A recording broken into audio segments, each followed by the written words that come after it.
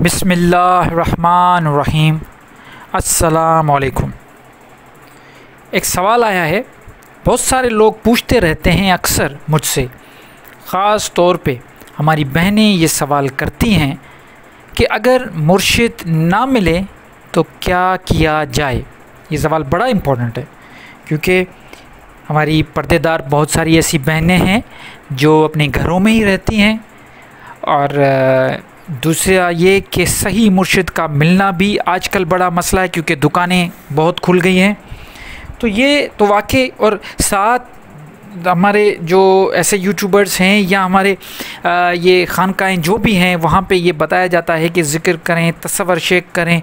तो ये सारी चीज़ें जब हमारी बहनें सुनती हैं तो उनके दिल में ये सवाल पैदा होता है कि हम क्या मुराकबा भी नहीं कर सकते क्योंकि कोई मुर्शिद है ही नहीं, तो हम उनसे इजाज़त कैसे लेंगे।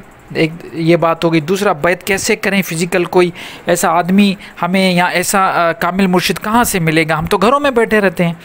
तो ये सवाल बड़ा कंफ्यूज कर रहा है लोगों को, ख़ास तौर पे हमारी बहनों को। तो आज जो भी मेरी बहनें के दिल में ये सवाल है, ये वीडियो उनके लिए है, तो गौर से सुनिएगा। इंशाअल्लाह इस वीडियो को देखने के बाद कंप्लीट, ऐसा नहीं कि स्किप करके और बार बार जल्दी जल्दी चला के, और नहीं, पूरा वीडियो देखने के बाद इंशाअल्लाह ये मैं कह सकता हूँ कि फिर ये सवाल आप बहनें ये ज़रूर आपको जवाब मिल जाएगा इस सवाल का। तो शुरू करते हैं। देखिए जी, मुर्शिद का मिलना या मुर्शिद के पास जाना, सबसे पहले तो हमें ये सोचना चाहिए कि हम ये क्यों इतना सोचते हैं कि हमें मुर्शिद मिले या हम मुर्शिद के पास जाएं, मुर्शिद की बैत करें। तो इसका एक ही जवाब है, वो ये कि मुर्शिद के वसीले हमें रूहानियत और मार्फत अल्लाह मिले, यही ना, कि अल्लाह का कुर्ब हासिल हो। तो मुर्शिद को हम एक वसीला समझते हैं। कुरान में भी यही आया है कि वसीला इख्तियार करो और वसीले के थ्रू आप जो है वो अल्लाह तक पहुंच सकते हो। यही बात है। आप सब मुझसे बिल्कुल इस बात से इत्तेफाक कर रहे होंगे।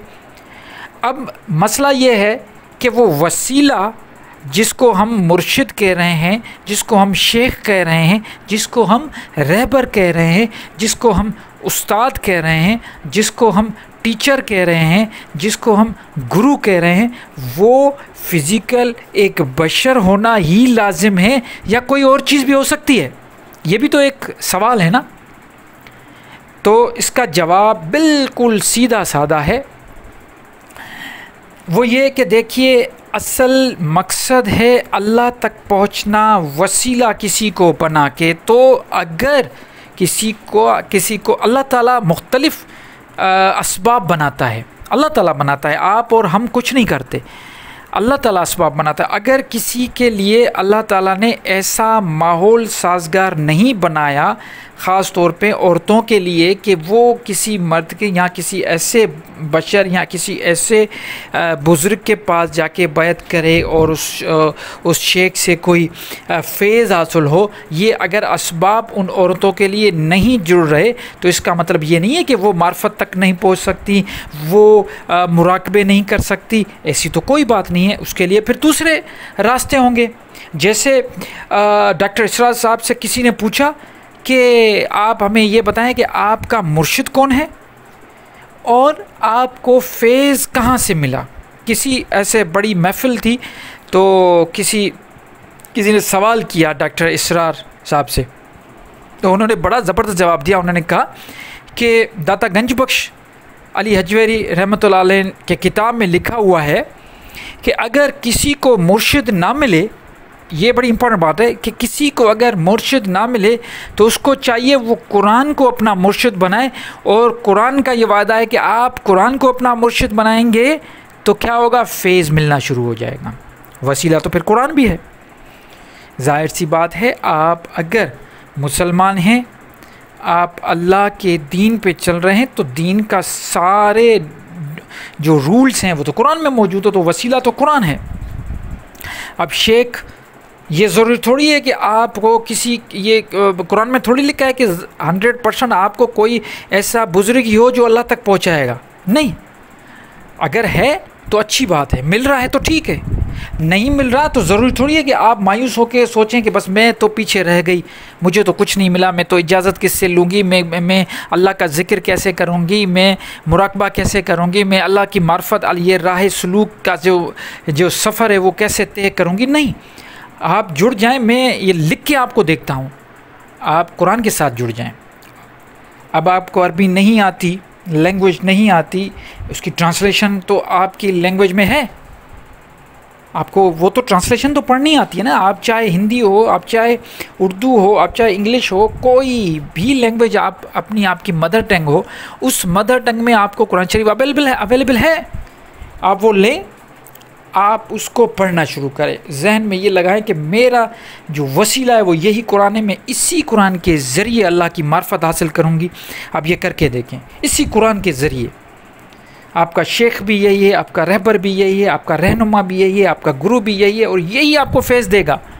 अब करके देखें। ज़रूरी थोड़ी है कि आप घरों से निकलें और खानकाहें जाएं और ऐसे फिर उसमें ये धोखा भी होता है। ऐसे तो हमारे अपने माशरे में ऐसे बहुत सारे जाली पीर मिले हैं जो बड़े धोखेबाज निकले, औरतों को धोखा दिया। तो ये मैं हरगिज़ आपको मशवरा नहीं दूंगा कि निकलो अपने घरों से और जाके कोई शेख ढूंढो, कोई पीर ढूंढो, कोई गुरु ढूंढो। बिल्कुल मशवरा नहीं दूंगा। आपको वसीला चाहिए, आपके घरों में पड़ा हुआ है वसीला, पढ़ें। अच्छा, अब यहाँ पे एक सवाल पैदा होता है कि उसको हासिल करने के लिए, ये कुरान का इल्म हासिल करने के लिए भी आपको किसी की तो अरबी है। आजकल देखें, मैं आपको बताता हूँ, इंटरनेट की दुनिया है। आज हम 20वीं सदी में रह रहे हैं, 21वीं सदी में।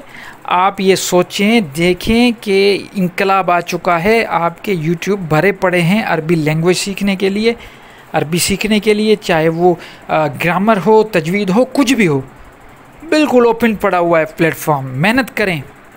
मेरी बहनें, मैं आपसे मुखातिब हूँ, जो भी मेरी बहनें, मैं उनको जो मुझसे सवाल करती है बार बार ये जो कि अगर हमें शेख नहीं मिलता तो हम क्या करें, मैं उनको कहता हूँ कि इंटरनेट खुला पड़ा है, यूट्यूब आपके पास है, एंड्रॉयड फ़ोन आपके पास पड़े हैं, लैपटॉप हैं, कंप्यूटर हैं, कुछ ना कुछ आपके पास ज़रूर है आज के दौर में। आप अगर इंटरेस्ट लेते हैं तो क्यों नहीं इतना छोटा सा काम कर लेती हैं कि आप कुरान को पढ़ना शुरू करें। अगर और भी दिलचस्पी बढ़ती है तो कुरान की अरबी भी पढ़ें, पहले उसकी ट्रांसलेशन पढ़ें, ट्रांसलेशन पूरी पढ़ते रहें, स्लोली पढ़ते रहेंगे तो आपको फेज़ मिलता जाएगा। फिर आपका जब इल्म बढ़ेगा, क्योंकि आपका टारगेट यही है कि अल्लाह की मार्फत मिले ना, आपको टारगेट ये है, तो आपको अपने आप को ज़्यादा इनरिच करना पड़ेगा और ज़्यादा आपको अपने आप को अपडेट करना पड़ेगा। तो वो उसके लिए क्या तरीका है? बहुत आसान तरीका है। वो ये है कि आप कुरान की लैंग्वेज सीखें। मैं आपको लिख के देता हूँ, एक मर्तबा आप कुरान की लैंग्वेज सीखें और डायरेक्ट कुरान का जो मैसेज है वो समझें। कभी भी कोई भी लैंग्वेज एक लैंग्वेज की ट्रांसलेशन का असल मैसेज बता ही नहीं सकती। और बड़ी बात यह है कि कुरान अरबिक में है और अरबिक की ट्रांसलेशन उसके रूह के मुताबिक हो ही नहीं सकती। अगर कोई भी यहाँ पे मुझे सुन रहा है और उसको अरबी आती है तो वो बिल्कुल इस चीज़ से मुत्तफिक होगा कि अरबी की ट्रांसलेशन उसके रूह के मुताबिक हो ही नहीं सकती। हाँ, कर लेंगे, बिल्कुल कर लेंगे, हो जाएगी। अब जैसे फॉर एग्ज़ाम्पल मैं एक छोटा सा एग्जांपल देता हूँ। अल्हम्दुलिल्लाह, अल्हम्दुलिल्लाह क्या मतलब है? लोग लिखते हैं तमाम तारीफ़ें अल्लाह की, फिर दूसरी जगहों पे लिखते हैं ख़ास तारीफ़ उस अल्लाह के लिए। तो ये दो निकालते हैं। कोई कहता है ख़ास तारीफ़, कोई कहता है कि तमाम तारीफ़, कोई कहता है कि सबसे बड़ी तारीफ़ अल्लाह के लिए। देखें, ये लफ्ज़ इसलिए इस्तेमाल हो रहे हैं क्योंकि वो अल्हम्द, हमद जो एक तारीफ़ का लफ्ज़ है उसके ऊपर अलिफ लाम लगा के उसको ख़ास कर दिया है। मतलब ये है कि जो तारीफ़ के लायक है वो अल्लाह ही है। अब उसकी ट्रांसलेशन आप करेंगे अपनी लैंग्वेज में, इंग्लिश में भी करें, आप उर्दू में भी करें, लेकिन वो जो असल उसकी जो खूबसूरती है वो तो अल्हम्द में ही छुपी है। क्योंकि अलिफ लाम देके उस हमद को, उस सना को, उस तारीफ़ को अल्लाह ने ख़ास कर दिया। तो ऐसे पूरी अलहम्द से लेके नाज तक पूरा कुरान शरीफ इसी मौजज़े से भरा हुआ है, इसी खूबसूरती से भरा हुआ है। और जब तक आप इसको सीखेंगे नहीं लैंग्वेज को, तो कुछ भी हासिल नहीं होगा। क्यों नहीं सीखते? हमें कहते हैं हमें कोई वो नहीं मिलता, टाइम नहीं मिल रहा, हमें ये नहीं हो रहा। भाई मैं आपको बताऊं 3 महीने में 6 महीने में आप सीख जाएंगे, कोई मसला नहीं है। तो मुर्शिद किसको बनाएंगे? मुर्शिद हम बनाएंगे कुरान को। जब कुरान को मुर्शिद बनाएंगे फ़ैज़ मिलेगा, वो ऊपर से खुद ही फ़ैज़ मिलेगा। ये तो आप तो फिर काउंट ही नहीं कर पाएंगे। ऐसे तो मेरे पास मुझे खुद मैसेजेस आए हैं और मैं उनका नाम नहीं लेना चाहता, लेकिन उनको ख्वाब में ये चीज़ें आई हैं कि आप कुरान को अपना वसीला बनाए। ख्वाब में उन लोगों को आई, उन बहनों को, कि आप इसको वसीला बनाएं। आयतें ख्वाब में आ जाती हैं, आप वसीला बनाएं, आप पढ़ना शुरू करें। आप पढ़ना शुरू करें, दुनिया की कोई ताकत आपको रोक नहीं पाएगी और कोई आपको बेवकूफ़ नहीं बना पाएगा। कोई पीर, कोई फ़कीर आपको बेवकूफ़ नहीं बनाएगा, कोई मुल्ला शरीयत के नाम पे आपको बेवकूफ़ नहीं बनाएगा। हर चीज़ आपके सामने ऐसे बिल्कुल क्रिस्टल क्लियर हो जाएगी। तो परेशान होने की बात नहीं है मेरी बहनें।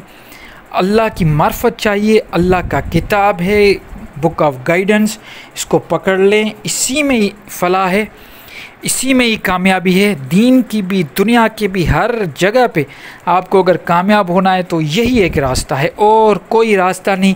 किसी शेख के पास जाके, किसी जाली पीर के पास जाके टाइम ज़ाया करना है, अपने आप को गलत रास्ते पे लेके जाना है, तो ये चीज़ ख़त्म करें। अब दूसरी बात यह है कि फिर ये वजीफ़े वज़ाइफ, अब जहाँ से भी आपको कोई चीज़ मिल रही है, अगर मिसाल के तौर पर मैं हूँ खुद, मैं आपको कहता हूँ कि अल्हम्दुलिल्लाह पढ़ें, मुराक़बे में जाके और अल्लाह का विर्द करें, या जो भी मैं कहता हूँ, तो आप डायरेक्ट उन्हीं से, फॉर एग्ज़ाम्पल मैं अगर दे रहा हूँ तो आप मुझे मैसेज करें, कोई दूसरा है तो उनको मैसेज करें, उसके बारे में पूछें ज़रूर कि ये मैं अगर करना चाहूँ तो कर सकती हूँ या कर सकता हूँ, और इसमें कोई परहेज़ या कोई, वो आप उन्हीं से पूछ लें जिनसे आपको ये चीज़ें मिल रही हैं। किताबों में भी ऐसा है, किताबों में भी लिखा हुआ है कि जलाली और जमाली वजीफ़े हैं, उनकी ये मुख्तलिफ़ किस्म की होती हैं, एहतियात करना पड़ता है वो भी। तो किताब भी ऐसा पढ़े, जैसे ये ऐसी चीज़ है ओवर द काउंटर जैसे दवाई लेते हैं ना, तो वो ख़तरनाक होता है, डायरेक्ट ना करें। ज़रूर कामिल से पूछें, इंटरनेट पे भी पूछें, किताबों में पूछें। अगर नहीं तो ठंडे वजीफ़े हैं वो आप कर सकते हैं, अल्लाह का ज़िक्र कर सकते हैं, दुरूद शरीफ पढ़ सकते हैं, कुरान की आयतें पढ़ सकते हैं। जहन में सिर्फ ये होनी चाहिए कि हम यहाँ से अल्लाह से जो है ना हम कांटेक्ट में रहना चाहते हैं, और कोई जादू का काम नहीं कर रहे हैं, हम कोई कालू जादू नहीं कर रहे, हम कोई सिफली इल्म नहीं करना चाह रहे, हमें कोई ऐसा काम नहीं करना जिससे किसी का नुकसान हो। ये सोच के अगर आप अल्लाह के कलमात पढ़ेंगे, अगर आप अल्लाह का ज़िक्र करेंगे, तो आपको कोई ज़रूरत नहीं है किसी से इजाज़त लेने की, आप बिल्कुल कर सकती हैं, कोई इसमें मना नहीं है आपके लिए। तो उम्मीद करता हूँ ये सवाल जो बार बार मुझसे पूछा जाता है वो क्लियर हो गया होगा। इंशाल्लाह नई वीडियो के साथ हाज़िर होऊंगा। आपके कमेंट्स, फीडबैक मुझे जो है वो बड़ी हौसला अफजाई मिलती है, आपकी फ़ीडबैक ज़रूर आनी चाहिए। और दूसरा, आप जैसे ही आपने कंप्लीट वीडियो देखते हैं तो लाइक ज़रूर किया करें, ताकि ये लाइक का मकसद ये होता है कि वो रिकमेंडेशन बढ़ जाती है, यूट्यूब रिकमेंडेशन करेगा तो इंशाल्लाह और लोगों तक, आप जैसे भाई बहनों तक जो मेरी कोशिश है, काविश है, वो वहाँ तक पहुँचेगी और इंशाल्लाह ये सदका जारिया हमेशा चलता रहेगा। मुझे अपनी दुआ में याद रखिए। अल्लाह निगहबान।